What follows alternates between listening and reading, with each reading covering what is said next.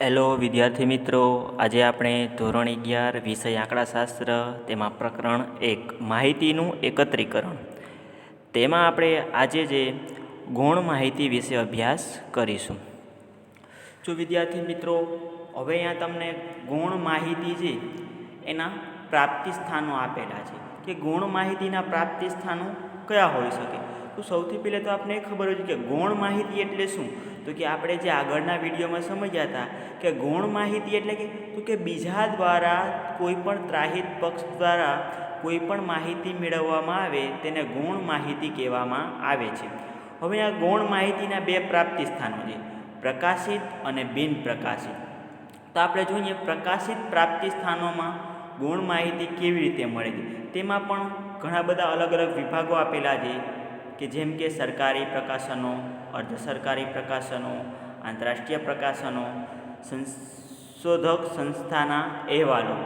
હવે જો પ્રકાશનો એટલે શું આપણે ખબર જ છે કે કોઈ પણ જે સંસ્થા હોય, પેઢી હોય, સરકાર હોય, કેન્દ્ર સરકાર હોય, રાજ્ય સરકાર હોય, બેંક હોય, ચેમ્બર્સ ઓફ કોમર્સ હોય, એ શું કરે, પોતાના સમય મુજબ અમુક પ્રકારના પ્રકાશનો છે તે બહાર પાડતા હોય. હવે પ્રકાશનમાં શું હોય તો કે તેની જે પણ વિષય હોય તેને રિલેટેડ બધા આંકડાઓ છે તેમાં બહાર પાડે છે. જોઈએ આપણે અહીંયા શું કહે છે, અહીંયા આપેલું છે સરકારી પ્રકાશનો. હવે સૌથી પહેલાં તો વાત નહીં કે આ પ્રકાશનો બહાર શું કામ પાડવામાં આવે, તો કે લોકોને બધી જાણ કરવા માટે આવા પ્રકાશનો બહાર પાડવામાં આવે છે કે લોકો તેનાથી બધા માહિતગાર થાય. લોકોને જાણ માટે કેન્દ્ર સરકાર અને રાજ્ય સરકારના ઘણા બધા એવા સંગઠનો છે કે જેઓ આંકડાકીય માહિતી એકઠી કરે છે. હવે જો વિદ્યાર્થી મિત્રો, કેન્દ્ર સરકાર હોય કે રાજ્ય સરકાર હોય અથવા તો બીજા પણ ઘણા બધા એવા સંગઠનો છે કે જે કોઈ પણ માહિતી છે એ ભેગી કરી અને તેને આંકડા સ્વરૂપમાં દર્શાવે છે. માનો કે વસ્તી ગણતરી છે, ગરીબી છે, બેરોજગારી છે, આવા બધા વ્યક્તિઓની ગણતરી કરી અને એના આંકડાઓની માહિતી એકઠી કરે છે. અને ત્યાર પછી શું કરે, માનો કે બેરોજગારી છે, એના આંકડાઓ એકત્રિત કર્યા, તેના ઉપરથી તેના તારણો પ્રકાશિત કરશે કે હવે આ બેરોજગારી છે તેને કેવી રીતે આપણે દૂર કરવી, તેવા બધા જ પ્રકારના તારણો છે તે પ્રકાશિત કરે છે. કેટલાક સરકારી પ્રકાશનો નિયમિત રીતે અને અનિયમિત સમયે માહિતી પૂરી પાડે છે. અમુક પ્રકાશનો એવા હોય કે જે નિયમિત રીતે માહિતી પૂરી પાડે અને અમુક અનિયમિત સમયે. હવે માનો કે આપણે છે વસ્તી ગણતરી, તો વસ્તી ગણતરી છે એનો રૂલ્સ છે દર 10 વર્ષે, પણ પછી 10 વર્ષ પછી એવું ફરજિયાત ન હોય કે એક જ મહિનામાં જે આંકડાઓ બહાર પાડી દેવાય. એ શું હોય તો કે અનિયમિત, જ્યારે પણ તેની વસ્તી ગણતરી થઈ જાય, મહિને, 2 મહિને, 3 મહિને, ત્યારે પછી જ એ આંકડાઓ બહાર પાડે છે. જેમ કે કેન્દ્રીય આંકડાકીય સંગઠન, આ બધી અલગ અલગ પ્રકારની તમને સંસ્થાઓ આપેલી છે. તેને આપણે અંગ્રેજીમાં શું કહેશું તો કે સેન્ટ્રલ સ્ટેટિસ્ટિકલ ઓર્ગેનાઇઝેશન, ટૂંકમાં CSO તરીકે આ સંસ્થા ઓળખાય છે. એ કોઈ પણ પ્રકારની આંકડાકીય માહિતી છે તેનું આખું સંગઠન છે. ત્યાર પછી આજે રાષ્ટ્રીય નિર્દોષ તપાસ સંગઠન.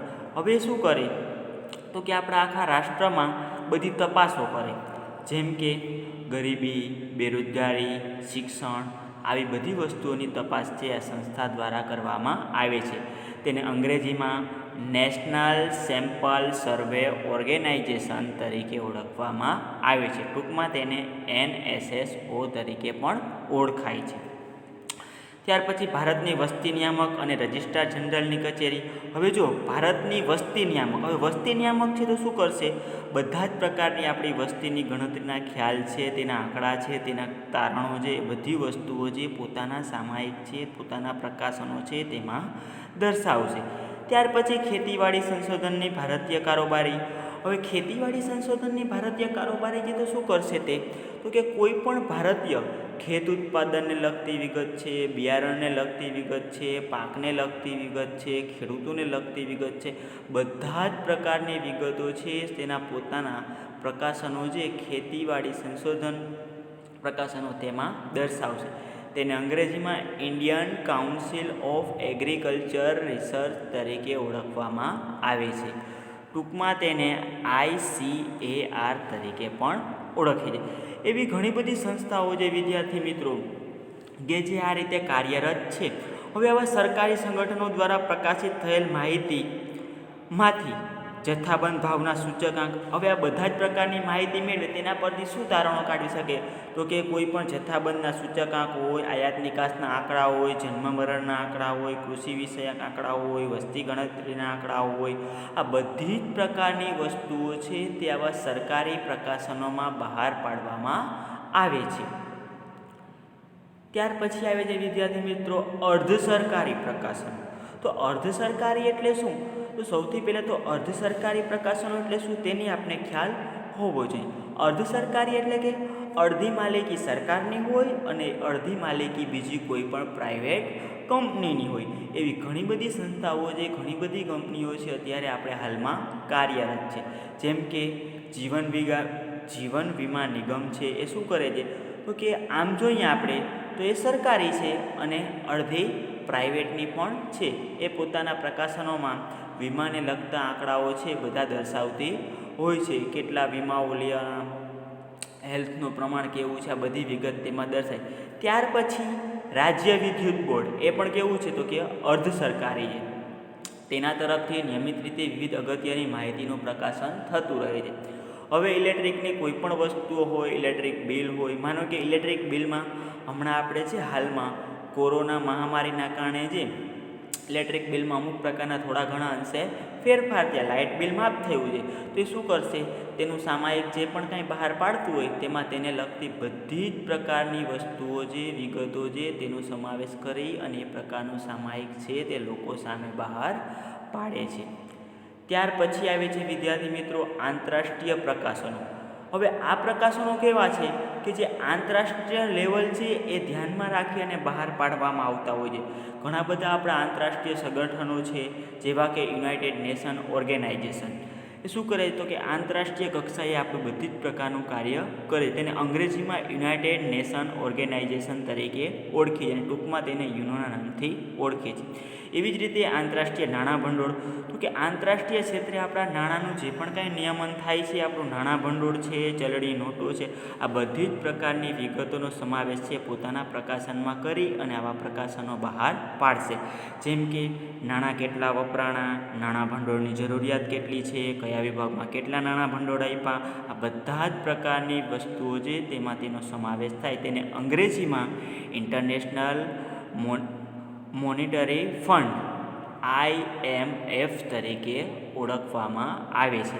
એવી જ રીતે એક બીજું સંગઠન છે કે આંતરરાષ્ટ્રીય મજૂર સંગઠન, કે મજૂરની કોઈ પણ બેરોજગારીનો પ્રશ્ન હોય, મજૂરીની અછત હોય, કોઈ પણ રાજ્યમાં વધારે પ્રમાણમાં મજૂર બેરોજગાર, આવા બધા જ પ્રકારની વસ્તુઓ જે વિગતો છે તેનો પોતાના જે પ્રકાશન હોય આંતરરાષ્ટ્રીય મજૂર સંગઠનનું તેમાં પ્રકાશિત કરે છે. તેને અંગ્રેજીમાં ઇન્ટરનેશનલ લેબર ઓર્ગેનાઇઝેશન એટલે કે ILO તરીકે ઓળખવામાં આવે છે. તેના દ્વારા અગત્યની માહિતી ઘણી બધી જે તે પ્રકાશિત કરવામાં આવતી હોય છે. ત્યાર પછી આવે છે સંશોધક સંસ્થાના અહેવાલો, કે જે પણ કોઈ પણ સંસ્થા જે કાંઈ પણ પ્રકારનું સંશોધન કરતી હોય એટલે કે રિસર્ચ કરતી હોય તેના અહેવાલો છે તે પોતાના પ્રકાશનોમાં દર્શાવે છે. ઘણી બધી એવી સંસ્થાઓ છે જેમ કે અહીંયા આપણે આપેલ છે Ahmedabad textile industries research association. એ શું કરે છે કે પોતાના ક્ષેત્રમાં ઘણું બધા પ્રકારનું સંસાધન કરી, કેટલું સંસાધન કર્યું, કઈ જરૂરિયાત છે, બધી વિગત છે પોતાના પ્રકાશન છે તેમાં દર્શાવશે. તેને અંગ્રેજીમાં Ahmedabad textile industries research association તરીકે ઓળખવામાં આવે છે. બીજી પણ ઘણી બધી એવી સંસ્થાઓ છે જેમ કે physical research laboratory, Ahmedabad salt and marine research laboratory, Bhavnagar institute of economic growth, આ બધી જ પ્રકારની સંસ્થાઓ છે પોતાના જે રિસર્ચ કરી અને કોઈપણ પ્રકારની શોધો કરે છે એ બધે જ પ્રકારની શોધો પોતાના પ્રકાશનોમાં દર્શાવી અને લોકો સમક્ષ બહાર પાડે છે. ત્યાર પછી જોઈએ તો કે સ્થાનિક સ્વરાજ્યની સંસ્થાઓ અથવા તો સ્વાયત્ત સંસ્થાઓ જેમ કે નગરપાલિકા, જિલ્લા પંચાયત, એગ્રીકલ્ચર યુનિવર્સિટી તેના વાર્ષિક અહેવાલો પ્રકાશિત કરે છે. જો હવે આ સંસ્થાઓ કેવી છે વિદ્યાર્થી મિત્રો? પોતાના વાર્ષિક અહેવાલો જે પણ કાંઈ આખા વર્ષ દરમિયાન તેને અહેવાલો કોઈ પણ વિગતો એકત્રિત કરી હોય, આંકડાઓ, માહિતી બહાર પાડી હોય, બધા જ પ્રકારની વિગતો છે એ વર્ષના અંતે જે બહાર પાડે છે અને લોકો સામે પ્રકાશિત કરે છે. ત્યાર પછી છે વ્યાપારિક અને વ્યવસાયિક સંસ્થાના પ્રકાશનો. હવે આ પ્રકાશનો એવા છે કે જે પણ કાંઈ વેપારી હોય અથવા તો વેપારી સંસ્થાઓએ પોતાના જાતે પ્રકાશનો બહાર પાડે, જેમ કે આપણે જોઈએ કે federation of Indian chamber of commerce and industries દ્વારા પ્રકાશિત થતું જનરલ ઇકોનોમિક્સ ટ્રેડ, આવી અલગ અલગ સંસ્થાઓ અલગ અલગ પ્રકાશનો બહાર પાડે છે. જેમ કે એક્ઝામ્પલ તરીકે આપણે અહીંયા જોઈએ જામનગરમાં, તો તમને ખ્યાલ હોય તો જામનગર ચેમ્બર્સ ઓફ કોમર્સ તરીકે અત્યારે સંસ્થા કાર્યરત છે. શું કરે તો કે આખા વેપારીનું જે પણ કાંઈ મહામંડળ છે, એસોસિએશન છે, તેની બધી જ વિગત છે એ આખું એનું પ્રકાશન બહાર પાડે છે 3 મહિને અથવા તો 2 મહિને, જેનો જે પણ કાંઈ સમયગાળો હોય તેમાં બધી જ વિગતો દર્શાવે છે. એવી રીતે the chartered accountant institute of foreign trade દ્વારા પ્રકાશિત થતું જનરલ ટ્રેડ રિવ્યૂ. હવે એમાં શું હોય તો કે સીએ ચાર્ટર્ડ એકાઉન્ટન્ટની વિગત છે એ પોતાના પ્રકાશનમાં બહાર પાડે. ત્યાર પછી સામાન્ય એવા આપણે જોતા હોઈએ વર્તમાનપત્રો અને સામાયિકો, જેમ કે આપણા ઘરે રોજ છાપવું આવતું હોય વિદ્યાર્થી મિત્રો, એમાં તમે જોતા હો ઘણા બધા પ્રકારના લેખ આવતો હોય. અમુક વારે અમુક પ્રકારની જે પત્રિકાઓ આવતી હોય, જેમ કે અર્થશાસ્ત્રને લગતી, શેરબજારને લગતી, વાણિજ્ય વેપારને લગતી, રમતગમતને લગતી. તમે જો વિદ્યાર્થી મિત્રો એ ન્યૂઝપેપરમાં આખા એના પેજ જ અલગ હોય.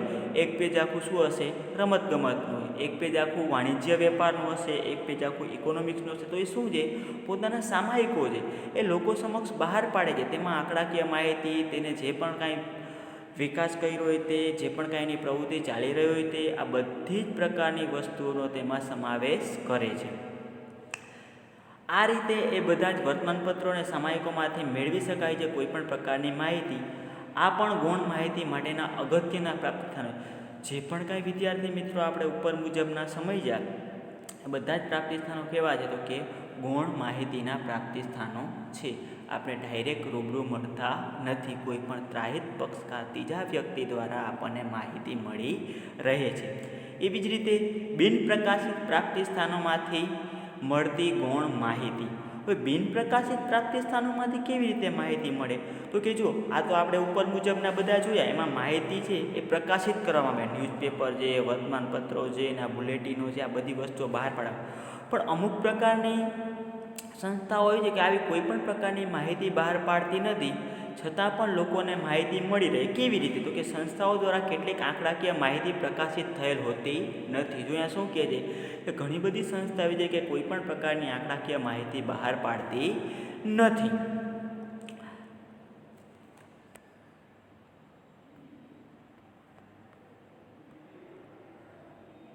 પરંતુ વિનંતી કરીને તો શું કહે છે, ઘણી બધી સંસ્થાઓ આંકડાકીય માહિતી બહાર પાડતી નથી, પરંતુ વિનંતી કરીને ખાનગી અને જાહેર સંગઠનો દ્વારા પોતાના સંદર્ભ માટે તૈયાર કરેલ બિનપ્રકાશિત આંતરિક અહેવાલમાંથી માહિતી મેળવે છે. હવે માનો કે કોઈ પણ વ્યક્તિ છે અથવા તો કોઈ પણ મોટી સંસ્થા છે, એ શું કરશે, એને દેશની જનસંખ્યા છે એની માહિતી મેળવવી હોય તે શું કરશે, ગવર્મેન્ટ પાસે જઈ અથવા તો કોઈ પણ સંસ્થા જે આવી જનસંખ્યાની ગણતરી કરી હશે તેના પાસે જઈ અને આવા આંકડાકીય માહિતી છે તે મેળવશે. અથવા તો જેમ કે કોઈ પણ વકીલ હોય, માનો કે વકીલ છે એને કોઈ પણ કેસ, જેમ કે ચોરીના કેસ છે, ખૂનના કેસ છે, એવા કેસ જાણવા હોય તો શું કરશે, ડાયરેક્ટ બધી જ પ્રકારના કેસ છે અલગ અલગ જગ્યાએ હોય તો એ શું કરશે, કોઈ પણ એક જગ્યા જેમ કે પોલીસ ચોકી છે ત્યાં જઈ અને તે વિસ્તારના બધા જ પ્રકારના આવા કેસો હોય તેની માહિતી મેળવી શકશે. શું કામ તો કે આવા કેસો હોય એના આંકડાઓ છે તે ઘણી બધી વખત એવું બને છે કે પ્રકાશિત કરવામાં આવતા નથી હોતા. તો આવી પોલીસ ચોકીએ જઈ અને વકીલ છે તે આવા ઘણા બધા પ્રકારના જે આંકડાકીય માહિતી એકઠી કરી શકે. આમાં શું આપણને આપ્યું છે, કામદારોનો પગાર, તેઓ કેટલા સમયથી નોકરી કરે છે, તેઓનું શૈક્ષણિક સ્થળ, ખાનગી અને જાહેર કંપનીમાં મ્યુચ્યુઅલ ફંડ દ્વારા થતું રોકાણ. આવા આંકડાઓ બહાર પાડવામાં નથી આવતા. તો માનો કે પગારની માહિતી જોતી હોય કોઈ પણની, તો કંપનીનો માલિક ખુદ પોતે નહીં જાય, એ શું કરશે, એ એના મેનેજરને જાણ કરશે કે આપણા સ્ટાફમાં આપણે કેટલો પગાર ચૂકવ્યો તેની માહિતી આપો, અથવા તો એ કેટલા સમયથી નોકરી કરે છે તેની માહિતી આપો, અથવા તો તેનું સ્તર કેટલું છે, શૈક્ષણિક સ્તર, તેની માહિતી આપો. તેના માટે તેનો મેનેજર હશે, ત્રાહિત પક્ષકાર છે તે બધા જ પ્રકારની માહિતી તેમના માલિકને આપશે. તો અહીંયા આ પોઈન્ટ છે વિદ્યાર્થી મિત્રો આપણે પૂરો થાય છે.